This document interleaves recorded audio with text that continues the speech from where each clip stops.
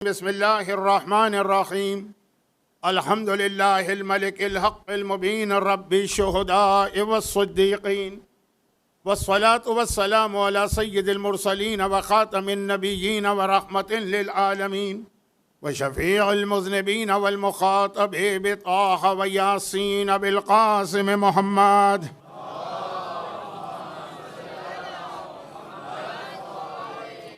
व आलिहि व इतरतिहि व अहले बैतिहि तय्यबीन ताहिरीन अलमासूमीन अल्लज़ीना अज़हबल्लाहु अन्हुमुर रिज्स व तह्हरहुम तत्हीरा।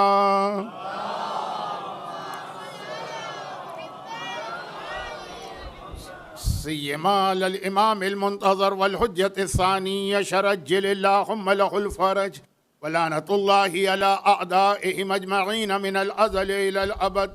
अम्मा बादु फ़क़द क़ाल अल्लाहु अज़्ज़ व जल्ल फ़ी किताबिहिल मुबीन व फ़ुरक़ानिहिल मतीन व क़ुरआनिहिल मजीद व क़ौलुहुल हक़्क़। बिस्मिल्लाहिर रहमानिर रहीम। सुब्हानल्लज़ी अस्रा बिअब्दिही लैलन मिनल मस्जिदिल हराम इलल मस्जिदिल अक़्सा अल्लज़ी बारकना हौलहु लिनुरियहु मिन आयातिना व क़ाल वक़द लबिस्तु फ़ीकुम उमरन मिन क़ब्लिही अफ़ला ताक़िलून।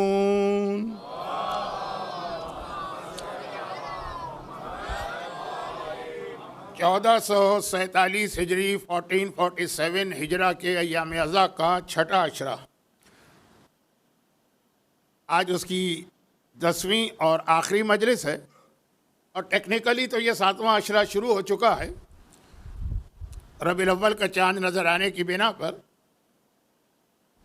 अब ये आखिरी अशरा है, लेकिन इसकी पहली मजलिस मुझी को पढ़ना पड़ रही है और जो उन्वान है शान रिसालत या अज़मत रिसालत। माह रबीउल अव्वल का आगाज़ तो इससे बहुत गहरा ताल्लुक़ रखता है। इसी महीने की 17 तारीख़ को नूर रिसालत इस दुनिया में ज़ाहिर हुआ। इसी महीने की आज जो पहली तारीख़ थी, अल्लाह के रसूल ने हिजरत की। हिजरत का मतलब अपने बिस्तर पर मौलाए मुत्तक़ियान को सुलाया। वो फजीलत की रात आज की रात थी और इसी महीने की 9 तारीख़ को उस इमाम की इमामत का आगाज़ होगा कि जो मकसद रसालत को मुकम्मल करेगा। तो ये पूरा महीना ही पैगंबर इस्लाम के हवाले से मुख्तलिफ़ अहम तारीख़ें रखता है, लेकिन मैं तो अपने मौजू को आज इख्तिताम तक पहुँचा रहा हूँ। और इससे पहले कि मैं कल रात की मजलिस से कनेक्ट करके आज की आखिरी 3-4 बातें आपकी खिदमत में पेश करूँ, इस साल 1447 हिजरा के छठे अशरे की पहली मजलिस में जो मैंने रिक्वेस्ट की थी उसको आज मैं रिपीट कर रहा हूँ।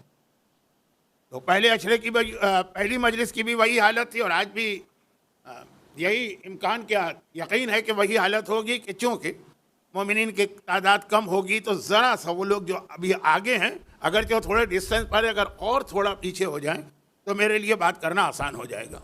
ज़रा मुश्किल तो होगा आपके लिए, एक दफ़ा आके बैठ गए तो उसके बाद, लेकिन आसानी से आराम से आप भी बैठिए, मैं भी आराम से गुफ्तगू।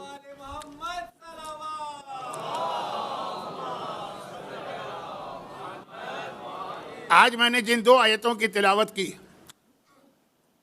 मुख्तलिफ आयात मुबारका की तिलावत करके पैगंबर की अज़मत का कोई ना कोई पहलू बयान किया जा रहा था, लेकिन आज जिस 2 आयतों की तिलावत की है, इनमें से पहली आयत, बल्कि दोनों आयतें कल रात की मजलिस का जो आखिरी हिस्सा था उससे मुताल्लिक़ हैं और अज़मत रिसालत तो है। सूरह बनी इसराइल, जिसे सूरह इसरा भी कहते हैं, 15वें पारे का पहला सूरा है और एक एतबार से बहुत अहम है, लेकिन वो फिर जो कल मैंने वादा किया था कि आइंदा कभी उसकी तफसील आएगी, मेराज का बयान है।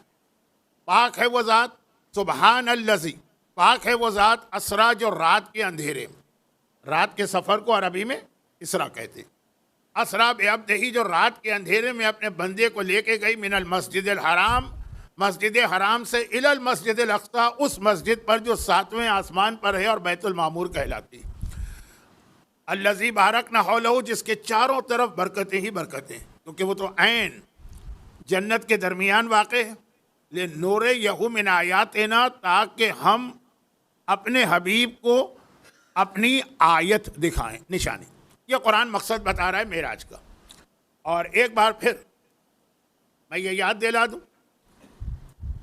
क्या याम अज़ा की ये तारीख़ें जिस इमाम मासूम के हवाले से बयान होता है, उन्होंने अपने खुतबे दमिश्क के अंदर अपने जद की मेराज को बहुत नुमाया करके बयान किया था।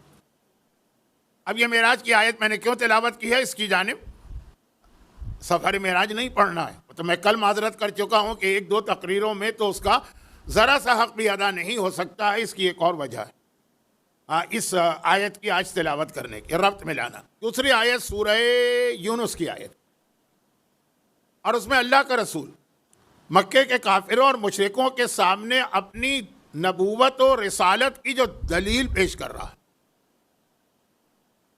आम तौर पे दलील में वो बात पेश की जाती है जो किसी की अजमत को जाहिर करती है। मसलन चांद के 2 टुकड़े किए अल्लाह के रसूल ने, यह अजमत रिसालत का एक पहलू। बुराक पे सवार होकर 7वें आसमान पे गए, ये भी अजमत रिसालत का एक पहलू है। मुर्दों को जिंदा किया, ये भी अजमत रिसालत का एक पहलू, और बाकी चीज़ें जो मुख्तसरन भी बयान नहीं कर सकता क्योंकि आज आखिरी मजलिस है तो मौजू जो है उसको मुकम्मल करना है। लेकिन इस आयत में अल्लाह के रसूल ने अपनी नबूवत या अपनी रिसालत की जो दलील पेश की है वो बहुत अहम दलील, और एक ऐसा, अब रिसालत की दलील किसके सामने पेश की जा रही है? मोमिनों के सामने कोई थोड़ी, वो तो मानते हैं रिसालत। उनके सामने कोई इस किस्म की दलील आती है जैसे चांद के 2 टुकड़े होना तो उनका ईमान बढ़ता, लेकिन ईमान तो पहले से है ना, इसके बगैर ये दलील तो पेश की जा रही है काफिरों, मुशरिकों, मुनकिरों, मजाक उड़ाने वालों और जुल्म करने वालों के सामने। और असल जो है पैगंबर की सबसे बड़ी अजमत यही, वो बाकी चीज़ें इसके साथ फर्ई चीज़ें, मेराज, मुर्दे को जिंदा करना, चांद के 2 टुकड़े करना, डूबते हुए सूरज को वापस पलटाना, आया वो पैगंबर के इशारे से था, मौला की खातिर आया, लेकिन इशारा पैगंबर का था पहले मोजिज़े में। सूरज को एक बार कोई थोड़ी पलटा। तो खैर असल चीज़ वो है जो सूरह यूनुस की आयत में आई, वो क्या है? फ़क़त लबिस्तु फ़ीकुम उमरन मिन क़ब्लि अफ़ला ताक़िलून, क्या तुम्हारे पास इतनी अकल और समझ भी नहीं? तुम जब मेरी रिसालत का इनकार कर रहे हो तो इतनी अकल भी नहीं कि लबिस्तु फ़ीकुम, मैंने तुम्हारे दरमियान ज़िंदगी गुजारी है, उमरन, एक उम्र, मिन क़ब्लिही, इस ऐलान रिसालत से पहले। ईसा की तरह अल्लाह के रसूल ने पैदा होते ही ऐलान रिसालत नहीं किया, 40 साल इंतज़ार किया, और ये 40 साल के इंतज़ार को पैगंबर अपनी रिसालत की दलील करार दे रहे हैं। 40 साल में तुम्हारे दरमियान रहा, मेरा बचपना, मेरी जवानी सब तुमने देखी। क्या मेरे किरदार में कोई कमी, कोई ख़राबी, कोई खोट, कभी कोई ऐसी चीज़ देखी कि आज अगर मैं ये कह दूं कि मैं अल्लाह का रसूल हूं तो तुम मेरे बारे में शक करो?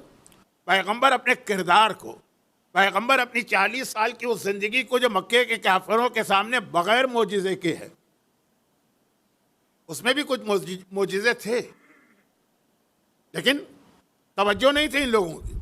बादल का साया करना, ज़मीन का सरसब्ज हो जाना, हलीमा सादिया की कमज़ोर ऊँटनी का एकदम से ताकतवर हो जाना, लेकिन ये वो मोजिज़े हैं कि जिसकी जानिब अभी ज़हनी इनकी मुतवज्जे नहीं। हाँ, चांद 2 टुकड़े होगा सब देखेंगे, मरा हुआ शख्स पैगंबर के इशारे से जिंदा होगा सब देखेंगे, ऊँट या बकरी जो है वो इंसानी ज़बान में कलाम करेगी सब सुनेंगे, लेकिन बादल आ गए, सोचा होगा इत्तेफाकन है, जा रहे हैं, तवज्जो भी ना दी। तो ये जो पैगंबर ने अपनी रिसालत की सबसे बड़ी दलील करार दी कि 40 साल तुमने मुझे देखा और मैं अपनी पूरी जवानी तुम्हारे दरमियान गुजार चुका हूं, कभी तुमने मुझ में कोई कमी या खराबी देखी थी? और यही जो पैगंबर की दलील है सूरह यूनुस में, ये पैगंबर के ऐलान रिसालत का पहला जुमला था। जब पहाड़ी पे खड़े होके कहा था, ये नहीं कहा था कि मैं रसूल हूँ, कहा था पहले ये बताओ, अगर मैं कह दूं कि इस पहाड़ के पीछे दुश्मन की फौज है, मेरी बात मानोगे कि नहीं मानोगे? सबने कहा मानेंगे। तो पैगंबर ने पूछा क्यों मानोगे? असल जो दलील शुरू हो रही, क्यों मानोगे? का इसलिए कि हमने आज तक तुम्हें ना कभी झूठ बोलते देखा है, ना अमल में कोई खराबी देखी है, ना कौल में कोई खराबी देखी है। अमल की खराबी नहीं थी तो अमीन कहलाए, कौल में खराबी नहीं थी तो सादिक कहलाए। पहले सादिक और अमीन का टाइटल इन अरबों से लिया, वरना तो ये हमेशा से टाइटल था, लेकिन दुश्मन से भी। यह है, देखिए ये दो चीज़ें। अमीन कहते हैं जिसका अमल बिल्कुल ठीक हो, सादिक कहते हैं जिसका कौल बिल्कुल ठीक हो। और जब इन दोनों को आप जमा करें तो हमारी ज़बान में उसको कहते हैं इस्मत और मासूम होना, जिसका कौल भी ठीक होता है, जिसका अमल भी ठीक होता है। और अल्लाह ने ये दोनों चीज़ों को अपनी जानिब निस्बत दी। वो आयत सूरह नजम की है। कुरान ने मेराज का तज़किरा दो सूरों में किया, एक सूरह इसरा और एक सूरह नजम, और दूसरी आयत सूरह तौबा की। वही देखिए, सादिक माने कलाम में बिल्कुल सच्चा, अमीन के माने अमल में बिल्कुल सच्चा। कलाम के एतबार से आया वमा यंतिक़ु अनिल हवा इन हुवा इल्ला वही यूहा। हमारा हबीब अपनी तरफ से कुछ नहीं कहता, जो कहता है वही कहता है जो वही कहती, वही कहता है जो हम कहते हैं। यानी अल्लाह ने पैगंबर के कलाम को अपना कलाम करार दी। तो क्या अल्लाह सादिक? सिफात सबूतिया बच्चे पढ़ते हैं मदरसे में, 8वीं सिफत है अल्लाह सादिक। और सूरह तौबा में वमा रमैत इज़ रमैत वलाकिन अल्लाह रमा। आए हबीब, ये जो तुम मैदान बदर में कंकरी उठा के फेंक रहे हो, तुम नहीं फेंक रहे हो, ये हम फेंक रहे हैं। अमल पैगंबर का है, हाथ पैगंबर का है, कंकरी पैगंबर के हाथ से जा रही। खुदा कह रहे नहीं, ये हमारा हाथ। वमा रमैत इज़ रमैत, जब तुमने रमी की। अच्छा, हज करने वालों को तो ये लफ्ज़ पता, जब हम जाके शैतान को कंकर मारते हैं उसका नाम है रमी। तो पैगंबर ने जंग बदर में जो कंकर उठा के काफिरों पे फेंके, कहा तुम नहीं फेंक रहे, वलाकिन अल्लाह रमा, ये अल्लाह रमी कर रहा है। तो अल्लाह ने पैगंबर के अमल को भी अपना अमल बनाया, पैगंबर के कौल को भी अपना कौल करार दिया। अब यहाँ पे देखिए, कल रात की मजलिस का इख्तिताम क्या था कि रिसालत उस वक्त तक महफूज है जब तक कि आप इमामत को रिसालत के साथ बिला फसल मानेंगे। जहाँ रसूल और अली में आपने फासला डाल दिया तो वहाँ पे रिसालत पर ऐसे ऐसे इल्ज़ामात और तोहमतें लगेंगी कि जो आज तक लग रही। मैं उन किताबों के नाम भी नहीं लेना चाहता जो मुसलमानों की किताबों से गैर मुस्लिमों ने लिखी हैं, उनका नाम ही तौहीन आमेज़। लेकिन ये किताबें जिनसे पैगंबर की ऐसी बदनुमा तस्वीर बनाई गई है, ये उन्हीं के पास है जिन्होंने रसूल और अली के दरमियान फासला डाल दिया। अब ये अली का काम है रिसालत का तहफ़्फ़ुज़। अब आइए सूरह इसरा।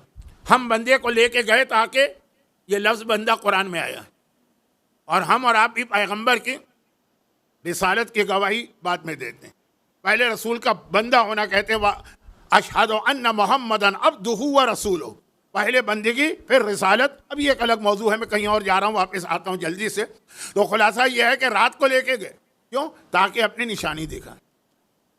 और यहीं पे मौला की वो मशहूर हदीस आती है जिसको कुछ लोग ला इल्मी की बिना पर मराजे पर एतराज़ के तौर पे पेश करते हैं, लेकिन बहरहाल मौला की हदीस है, बिल्कुल सही हदीस, कि तुम्हें पता है कि जो अल्लाह ने कुरान में कहा कि अल्लाह अपनी निशानी दिखाने के लिए ले गया था, वो निशानी क्या थी? अना आयतुल्लाहिल कुबरा, अल्लाह की सबसे बड़ी निशानी मैं थी जो मेराज के सफर में रसूल को दिखाई गई।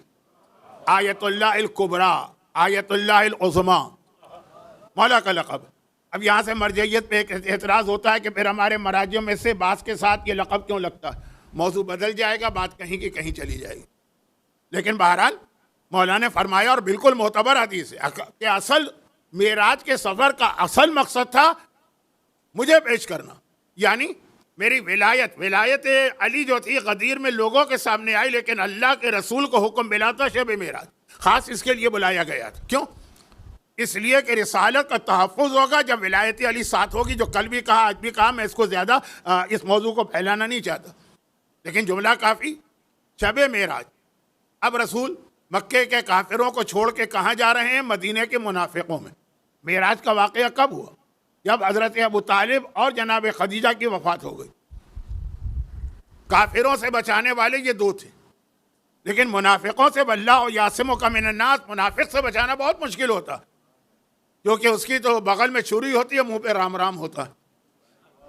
इसलिए बड़ा वो मुश्किल मरहला है ना। तो कहा कि अब अली की ज़रूरत पड़ रही है, क्योंकि अली ईमान और निफाक के दरमियान शिनाख्त और पहचान का ज़रिया ही अली की ज़ात है। जो अली को माने मोमिन है, जो अली को न माने मुनाफिक है। तो अब अली की शख्सियत पेश की जा रही है। कब? हिजरत मदीना। मैं कुछ लोग और आ गए तो याद दिला दूं, आज पहली रबीउल अव्वल हिजरत की तारीख।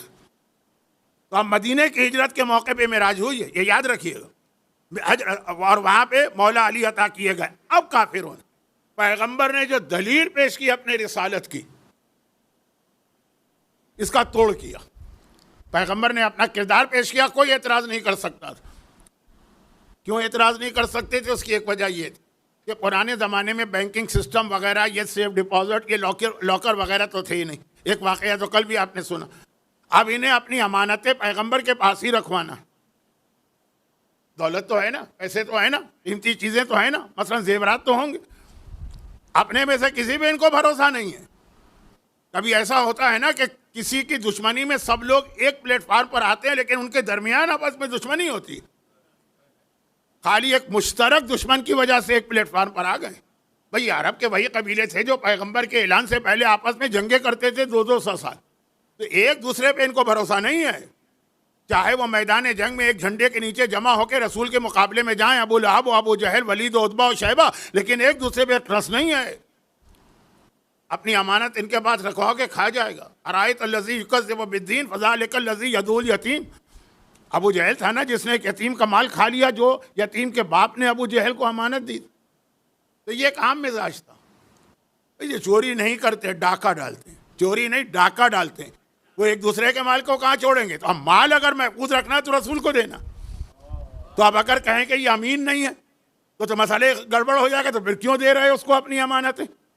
तो मजबूरन उन्हें पैगंबर को अमीन तो कहना पड़ रहा है सारी अमवाल की। अब जब देखा पैगंबर हिजरत कर गए, अब कहा कि अब तो हमारा इनसे ताल्लुक ख़त्म हो गया, अब ये मदीने चले गए, अब जो अमानतें देने का मसला ख़त्म हो गया। अब यानी हमारी जो ज़रूरत थी अब ख़त्म हो गई। चुनाचे हिजरत मदीना के मौके पर आज का दिन, कल रात जो गुजरी है ना, जो मैंने शहादत की मजलिस पढ़ी थी, वो थी शब हिजरत की रात, शब हिजरत, जिसमें मौला को बिस्तर पे सुलाया। और आज का दिन था जब पैगंबर गारे सौर में पहुंचे और मौला जब सुबह को बेदार हुए और ये कुफार मक्का जो सारी रात पैगंबर का बिस्तर घेरे में लेके खड़े हैं, सुबह दाखिल हुए तो रसूल तो नजर नहीं आए। अली से कहा रसूल कहाँ है? तो मेरे मौला ने कितना डांट के कहा था, क्या मेरे हवाले करके गए जो मुझसे पूछ रहे हो? और सर झुका के सबको निकलना पड़ा। ये आज का वाकया। अब कहा कि रसूल चले गए। बाकी बातें तो उन्होंने कहा हम बाद में करेंगे, लेकिन कम अज कम अब हमारी अमानतें रसूल के पास हम रखवाते थे, वो ख़त्म हो गई बात। अब ये रसूल का तस्करा है, इसलिए मैं वो जुमला नहीं कहना चाहता। बैंक बंद हो गया, वो कंपनी बंद हो गई, अब हमारा उससे ताल्लुक़ नहीं रहा। अब पैगंबर की अमानत पे भी एतराज़ शुरू कर। अब तक पैगंबर को अमीन मान रहे थे अपनी मजबूरी की वजह से, अब देखा कि ख़त्म हो गई। चुनाचे आज के दिन का पहला वाक़या। अब ये कल रात की मजलिस से मुत्तसिल है कि रिसालत का तहफ़्फ़ुज़ है जब इमामत साथ साथ चले। अब देखिए आज के दिन मक्के में एक अजीब मंजर पेश आया। अल्लाह का रसूल मक्के से निकल गया, उस गार में गया है। बच्चे भी जानते हैं जिस गार के मुंह पे एक स्पाइडर ने अपना वेब यानी मकड़ी ने अपना जाला बुन दिया। पैगंबर उस गार में मक्के से बाहर है। आज है मक्के में, लेकिन उस वक्त तो मक्के से बहुत बाहर। और मौला जो थे वो बेदार हुए। मौला बेदार हुए। कैसी बेदारी का? जिंदगी में इतनी गहरी और प्यारी नींद मुझे कभी नहीं आई जितनी आज की रात आई थी।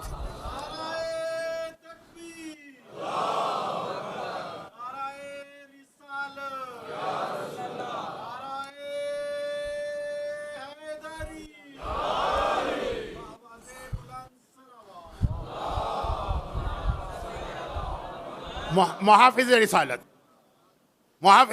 बेदार हुआ। और जिंदगी में न इससे पहले न इसके बाद कभी ऐसी नींद नहीं आई। बेदार हुआ और अपने घर से निकला। पैगंबर 2 जिम्मेदारियां करार दे के गए थे अली, अय अली मैं जा रहा हूं, लेकिन अमानतें तो मेरे पास इन सब ने भी रखवाई थी, बल्कि इन्होंने ही रखवाई थी।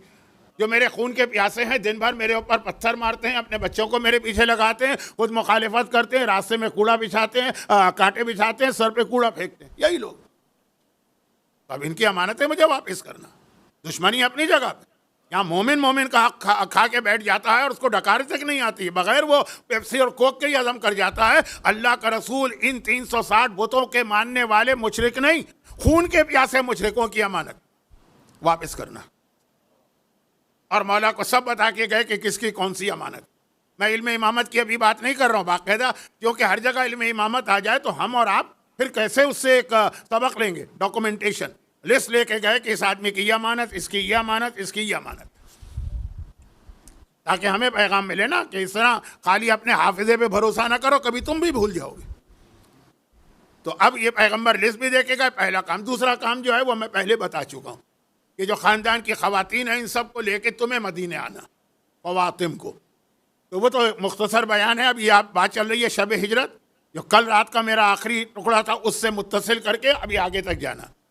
मौला आ गए आज का दिन, मौला मस्जिदुल हराम में दाखिल हुए, यानी खाने काबा का जो सहन, जो आज मस्जिद उसके चारों तरफ है, वो तो बाद में बनाई गई थी, उस वक्त तो खुला सहन। और कहा कि आओ जिस जिसकी अमानत है रसूल ने के पास, वो आके अपनी अमानत ले जाए। अब लोग आना शुरू हुआ, लिस्ट चेक हो रहा। उसने कहा मेरी इतनी अमानत, हाँ यही अमानत है, ये थैली तुम्हारी, तुम्हारा नाम, ये अमानत, ये मैं आज का वाक़या पढ़ रहा हूँ, पहली रबीउल अव्वल का, तुम्हारी अमानत लेगा। अब ये जो देखा ना, तो बाज़ सरदारों ने, मैं उनका नाम नहीं लेना चाहता, है बहुत मशहूर नाम, आगे जाके वो यजीद से उनका रिश्ता मिलता है या यजीद का उनसे रिश्ता मिलता है। उन्होंने सोचा आज बेहतरीन मौका है, अब तो रसूल से हमारा काम नहीं रहा ना, जुमला मैं बार बार नहीं दोहरा रहा हूँ, फिर भी चौथी दफ़ा आ गया, तो अब जो है इल्ज़ाम लगा दो, जाओ जाकर कहो कि हमने भी रसूल के पास अमानत रखवाई थी।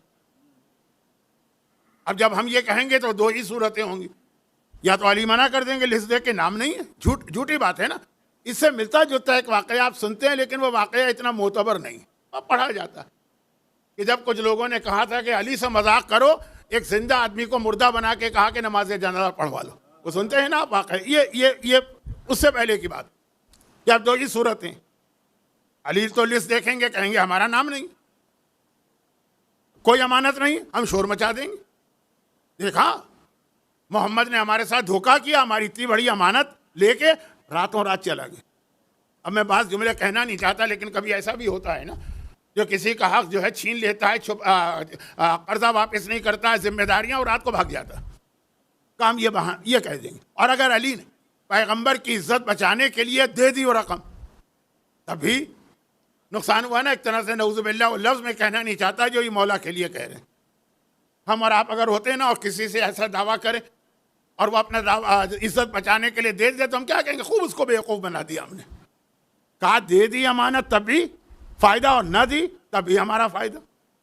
दे दी तो हमें घर बैठे पैसे मिल गए, और अगर नहीं दी तो हमको इल्ज़ाम लगाने का मौका मिल गया। चुनांचे अब वो तो अली तो एक एक करके नाम लिस्ट चेक कर रहे हैं, अब लोग आ रहे हैं अमानत लेने, और एक आध आदमी तो नहीं था ना, अक्सरियत की अमानत रसूल के पास दे रहे, वो आ गए। और आने के बाद कहा कि अरे अली लाओ हमारी अमानत भी, तो हमने रसूल के पास रखवाई थी, कोई बहुत बड़ी अमानत, अगर के थैली में थी, लेकिन थैली के साइज का जो बताया तो पता चला बहुत बड़ी रकम होगी। मौला तो जानते हैं, लेकिन लिस्ट चेक करना जरूरी है, चेक की का नहीं, तुम्हारा नाम तो नहीं। कहा यह कैसे हो सकता है, हम अमानत दे के गए थे, क्या वो मोहम्मद हमारी अमानत लेके रातों रात निकल गए, इसीलिए रात को निकले होंगे। अब ये उन्होंने शुरू किया एक नया प्रोपेगेंडा। अभी तक पैगंबर पे जो इल्ज़ामात थे उनका ताल्लुक पैगंबर के किरदार से नहीं था, ये शायर है, ये जादूगर है, ये मजनून है मसलन। अब बराह रास्त पैगंबर पर हमला हो रहा है कि वो हक गस्ब करके गया। मौला ने कहा इसमें तो नाम नहीं, कहा नहीं हमने तो दी अमानत। मौला ने कहा अच्छा फिर नाम नहीं है तो कोई गवाह होगा, वो तो पहले से तैयार होके आए थे। कहा एक नहीं, हमारे पास 4 गवाह, मैक्सिमम किसी भी जुर्म को साबित करने के लिए 4 गवाह मैक्सिमम होते हैं, 2 से भी काम चल जाता। और अगर खुज़ैमा इब्न साबित अंसारी जैसा हो तो 1 को भी 2 के बराबर, तो 4 हैं हमारे पास।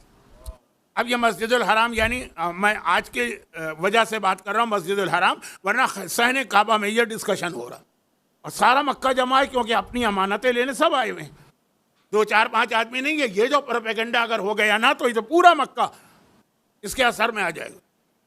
मौला ने कहा कौन है 4 गवाह, ये बात वजूहात की बिना पे मैं नाम नहीं लेना चाहता, कुछ नाम इसमें बहुत मशहूर है। अच्छा, मक्के में याद रखिए जितने काफिर हैं, मुशरिक हैं, बुत परस्त हैं, इनमें कुछ मुंसिफ भी थे, आदिल भी थे। आदिल का मतलब इस्लामी आदिल नहीं, यानी हक बात समझने वाले थे, अकीदे की हद तक नहीं, आमाल की हद तक। शरीफ लोग भी थे। चुनाचे जब शेब अबी तालिब में ये मुसलमान कैद हुए तो बाज़ मक्के वालों का तस्करा है कि रात के अंधेरे में अपनी जान पे खेल के कुछ ना कुछ ग़िज़ा देते थे कि हमसे बच्चों का रोना नहीं देखा जा रहा। और जब वो दीमक ने वो मुआहिदा खा लिया तो ये मक्के में जो ऑलरेडी बहुत सारे लोग तड़प रहे थे कि ये क्या जुल्म हो रहा है, मोहम्मद से झगड़ा है लेकिन छोटे छोटे बच्चों को या औरतों को तुमने क्यों रखा, वो तड़प रहे थे। लेकिन वो जो मुआहिदा लिखा हुआ है ना, खाने काबा पे मजबूर थे। जब दीमक ने खा लिया तो उनको मौका मिला कहने का कि नहीं हम नहीं मानते इसको, ख़त्म हो गई बात। तो थे कुछ लोग और काफ़ी लोग थे, तो वो सामने बैठे। मौला ने कहा देखो तुम अपने गवाह लेकर आओ, लेकिन ऐसा करो 4 गवाह तुम्हारे ही, उनको वहाँ बिठाओ, एक एक करके लाओ। मक्के के अक्सर लोग कह रहे हैं बात बिल्कुल ठीक है, माकूल बात है, सही बात है। पहला आदमी आया, मौला ने कहा कि तुम गवाही देते हो कि ये आदमी सच कह रहा है कि इसने अमानत रखवाई थी रसूल के पास, ये सच कह रहा है। उस वक्त रसूल कहाँ बैठे थे? कहा यहीं बैठे थे हजर अस्वद के सामने। क्या वक्त था? कहा सुबह का वक्त था। क्या किया रसूल ने? अमानत का लेके जेब में रख ले, तुम चले जाओ इधर उधर। दूसरे को बुलाए, तुम गवाही देते हो कि रसूल का अमानत रखवाई? हाँ हम गवाही देते। उस वक्त पैगंबर कहाँ बैठे थे? कहा वो जो गोल दीवार है ना हिजर इस्माइल, वहाँ बैठे हुए थे। क्या वक्त था? कहा कि वो तकरीबन जोर का वक्त होने वाला था। पैगंबर ने क्या किया? कहा वो अमानत ले के वो जनाब हमजा के घर की तरफ चले गए, मिसफिला में बैठ जाओ। तीसरे को बुलाया, तुम गवाही देते हो कि अमानत दी? हाँ गवाही देते हैं। रसूल कहाँ बैठे थे? कहा रसूल उस वक्त मकाम इब्राहिम के पीछे बैठे थे। अब जो मक्के में नहीं गए हैं, अल्लाह हर मोमिन मोमिना को हज बैतुल्लाह, ज़ियारत 4 मासूमिन और उम्रे की सआदत नसीब करे। ये खाने काबा के सहन के मुख्तलिफ इलाके हैं, फासले पर एक दूसरे से। हजर अस्वद अलग है, गोल दीवार अलग है, जिसे हम लोग हिजर इस्माइल कहते हैं, हम मुसलमान हतीम कहते हैं। मकाम इब्राहिम का वहाँ बैठे थे। क्या क्या वक्त क्या था? का दोपहर का वक्त था, बस सूरज ढलने के करीब था। पैगंबर ने क्या किया? कहा कि वो अमानत ले के वो चले गए अबू तालिब के घर में। अच्छा चौथे को बुलाया, तुम गवाही देते हो? हाँ देता हूँ। पैगंबर कहाँ बैठे थे? कहा पैगंबर उस वक्त बैठे थे रुकन यमानी के करीब, जिसके बारे में पैगंबर की हदीस है कि जब हम जन्नत में जाएंगे तो रुकन यमानी जन्नत का वो दरवाज़ा होगा जिससे अहले बैत दाखिल होंगे। अब ये सारी हदीसें मैं पढ़ना नहीं चाहता क्योंकि हज का मौजू ऐसा है कि मैं एक तरफ गया, इस तरफ गया तो गया ही गया, वापस नहीं आऊँगा। रुकन यमानी के करीब बैठे। क्या वक्त था? कहा कि बस वो अंधेरा छा चुका था, ईशा का वक्त था। पैगंबर ने क्या किया? कहा रात हो गई थी, खदीजा के घर में चले गए। अब पैगंबर मौला को कुछ कहने की ज़रूरत नहीं पड़ी, मजमा सुन रहा है। एक ने कहा हजर अस्वद के पास थे, एक ने कहा मकाम इब्राहिम पे थे, एक ने कहा गोल दीवार पे थे, एक ने कहा रुकन यमानी में थे, एक ने कहा पैगंबर ने जेब में डाल दी अमानत, एक ने कहा वो मिसफिला चले गए जहाँ जनाब हमजा का घर है, एक ने कहा कि वो चले गए वहाँ शेब अबी तालिब की तरफ जहाँ हज़रत अबू तालिब का घर है, और एक ने कहा गज़ा की तरफ चले गए कि जहाँ पे हज़रत खदीजा का घर है। एक ने कहा सुबह का वक्त था, एक ने कहा जोहर का वक्त है, एक ने कहा असर का वक्त है, एक ने कहा ईशा का वक्त है। कुछ कहने की ज़रूरत नहीं पड़ी मौला को, वो चारों भी मुँह छुपा के भागे। और जो सबसे बड़ा था, जो दावा झूठा दावा करके आया, वो तो इस सना जलील होके भागा, लेकिन ये आज पहली मर्तबा भागा, अब ये बार बार भागेगा।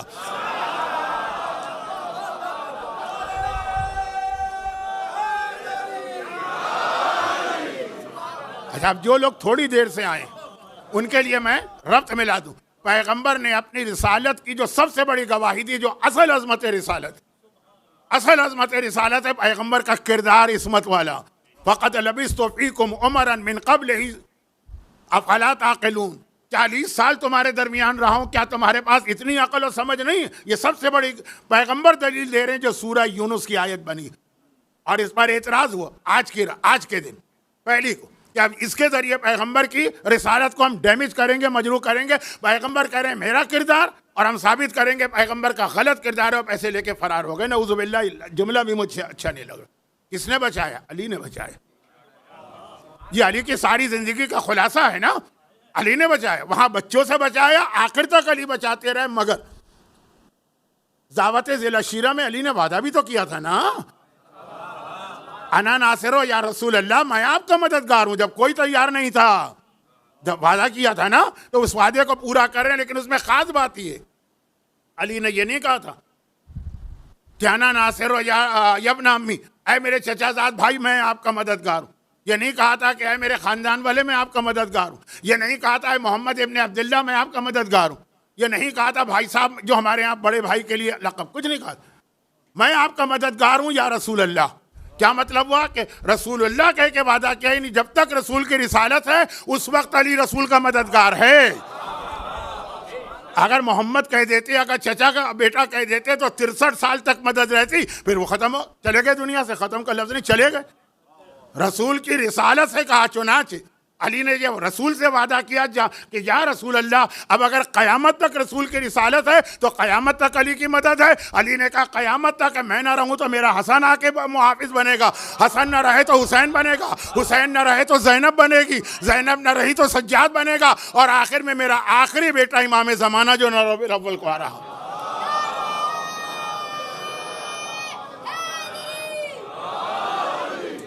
अब ये मुहाफिजत का सिलसिला जारी रखना पड़ेगा जब तक कि रसूल की रिसालत। या तो मुसलमान कह दे कि हाँ ईसा की तरह रसूल की रिसालत भी चंद सौ सालों के लिए थी, मूसा की तरह चंद सौ सालों के लिए थी। अगर कहो क़यामत तक के लिए है तो रसूल के मुहाफिज को भी क़यामत तक के लिए मानना पड़ेगा। शुरू मजलिस में एक जुमला मैंने कहा था, रबीउल अव्वल की पहली भी है, 9 भी है, 17 भी है, थोड़ा थोड़ा हक अदा करके अपने मौजू को बढ़ा रहा हूँ। उसमें से एक अहम वाक़या सुन लीजिए। कल का एक और मेरा ऐलान था, एक तो जो मैंने मजलिस कल ख़त्म की थी कि अली कितना ज़रूरी है तहफ़्फ़ुज़ रिसालत के लिए, वो आगे बढ़ाया। एक बात और कही थी कि आज ज़रा सी मुतफ़र्रिक़ बातें मैं जमा करूँगा जो नामुकम्मल इस अशरे में रही, अलग से हट के नहीं, इसी अशरे में। अब आज एक वाक़या ऐसा है जो पहले इमाम से शुरू होता है, 8वें इमाम के ज़माने में मुकम्मल होता है। पहले इमाम का नाम क्या है? अली। 8वें का नाम क्या है? अली। पहले इमाम की कुन्नियत क्या है? अबुल हसन। 8वें इमाम की कुन्नियत क्या है? अबुल हसन। वाक़या शुरू वहाँ से होता है, ख़त्म 8वें इमाम पे होता है। बहुत ही मशहूर वाक़या है, लेकिन एक ख़ास वजह से मैं इसको मुख्तसरन बयान कर रहा हूँ। इसका थोड़ा सा वादा भी था दूसरी या तीसरी मजलिस। हबाबा का वाक़या, हबाबा वालिबिया। वालिबिया वो कबीला बनी असद की एक शाख, एक खातून जिसने 8 इमामों का ज़माना देखा।